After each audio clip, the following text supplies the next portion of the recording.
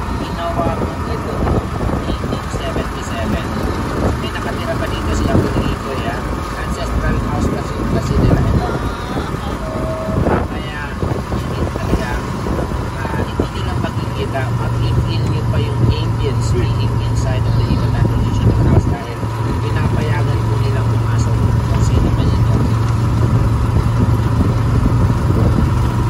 Kaya lang pakitang nila po later on yung mga pictures. Pala nila siya kilalang pasok ng Turkey.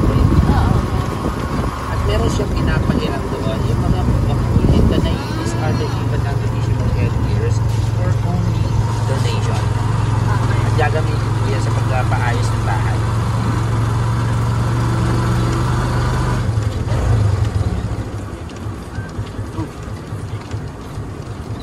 Ito po yung bahay na yan. Time tested. Napaka-sturdy ng mga bahay na to. This is the reason why we don't have casualties during typhoon because of these houses.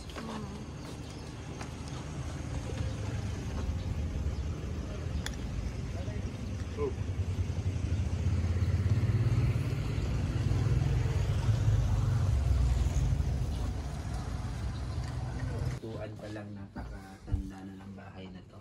So, halos lahat ng mga nakikita natin from the inside are original from the time that this was made. Yun nga lang yung isang pintuan niya dyan ay talagang hindi na nakayanan. Kaya pinalitan na po nila.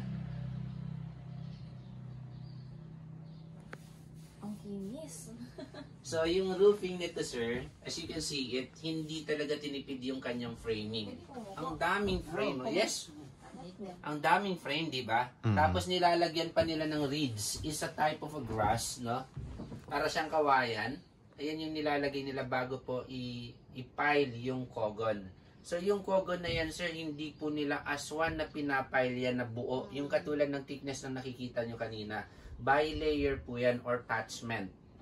So every 1 inch or 2 inch, meron pong attachment yan, nakaipit po yan at tinatali po yan para hindi siya liparin ng malakas na hangin, diba? At kung mapapansin nyo din, ito yung original plastering niya na ganun din dapat dun sa outside nito. Hawakan niyo po siya and it's really like a chalk. Hindi lang po siya like a chalk, talagang chalk po siya. So we call this one lime washing. So nowadays kasi wala nang gumagawa ng lime sa Batanes.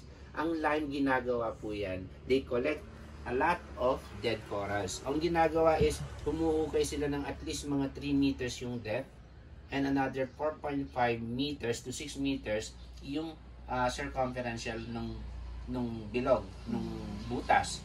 Tapos yung half nun, yung 3 meters ng depth, pupunuin po nila ng mga dead corals yan. Selected na dead corals. Iba-iba kasi yung klase ng dead corals. Tapos yung another half, pupunuin po nila ng matatabang kahoy yan that will last another mga 1 week or more.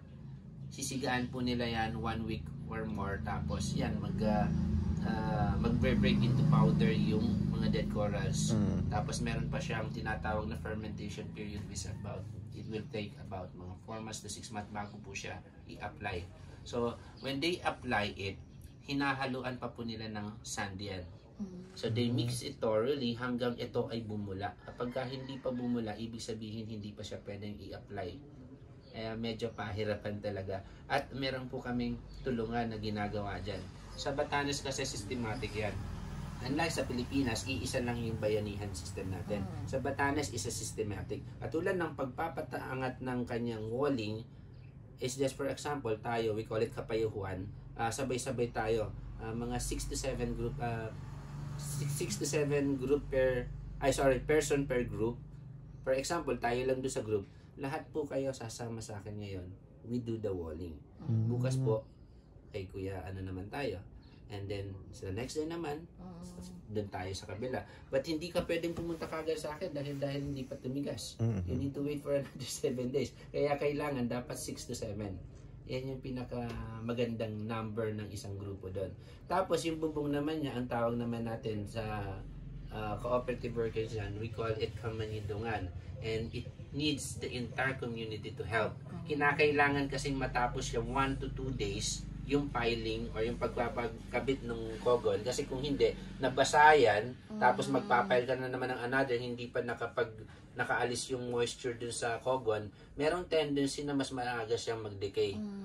Sir, yung ganyang kapal, it will last for at least mga 15 to 20 years.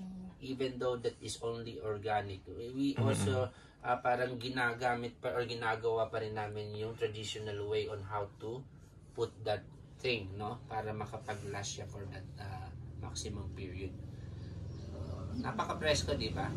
Si Uncle Kikoy, siya po yung nangangalaga, yung caretaker. Pero may natutulog po dito? Siya po natutulog Dito po kayo natutulog. Ang bahay ng mga Ibatan, sir, we call this one Rakuha Bahay or the large house. And it's just composed of the sala. This is the sala. At saka yung kwartong palitan sa katulugan. Ganun lang kasimple. Yung lutuan, since medyo matanda na kasi si Uncle Kikoy, talagang nilagay na nila dito yung lutuan niya. Parating separate yung lutuan, yung kusina, which is also made out of lime and cogon grass. Ano lang po sa kabila. Pati rin yung casillas, parating separated yan. So strategically, yung mga designers natin, ginawang separate yan, just in case nagkaroon ng sunog doon, hindi maaapektuhan itong large house or Rakuha Bahay wherein nandito po yung mga mahahalagang gamit nila. Ito naman, you still, parang nararamdaman nyo merong spacious things sa loob, sa baba nito. We call it ahbo. At may mga butas-butas po yan sa gilid-gilid. At yan po yung nagbe-ventilate ng bahay na to. Lalo na pagka-summer, ang presko dito sa loob ng mga bahay na to. Kahit walang ventilador, air condition, panalong-panalo na to. At ginagamit din nila ito, yung ahbo na to, a long time before kapag meron tayong inclement weathers. Nilalagay po or pinapasok po dyan yung mga alaga nating hayop like chicken, kambing, mga pigs, no? Pero yun nga lang, wala di natin ginagawa ngayon dahil very unsanitized na siya. Ito mga ano niya, original cut from the time this was made. And these are their ancestries. Ang tatangos ng ilaw. House of Dakay, ito po yung original na Dakay. Si Jose Villamor Estrella. So, name tagging na noong kapanahunan dahil po siya po ay mahilig lumabas na walang saplot na pangtaas kahit mainit. So, ang Dakay or Rakay is sunbathing. Naging Dakay siya. And then of course, can you have a picture with Uncle Kikoy? Uncle Kikoy, a picture daw sila.